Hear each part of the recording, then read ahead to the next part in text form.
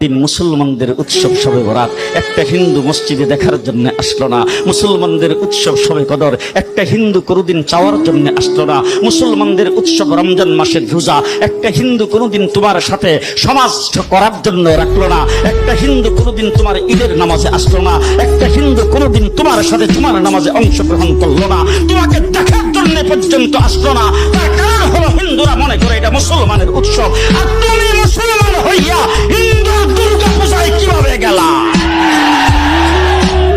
তোমার কি হয়ে গেল? তোমার কি লজ্জা শরম তুমি ধুয়ে ফেলে দিয়েছো? তোমার কি কোনো লজ্জা শরম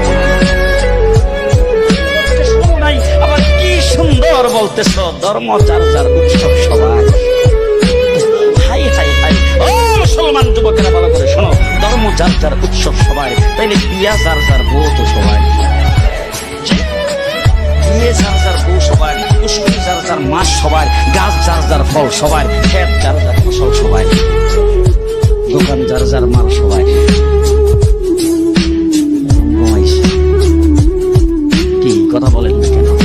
তাহলে আমার দোকানের মাল যদি আমার হয়, আমার ক্ষেতের ফসল যদি আমার হয়, আমার গাছের ফল যদি আমার হয়, আমার গাছের নারিকেল যদি আমার হয়, আমি বিয়ে করলে বউ যদি আমার হয়, মুসলমান আমার পুষ্করির মাছ যদি আমার হয়, তাইলে ধর্ম যার উৎসব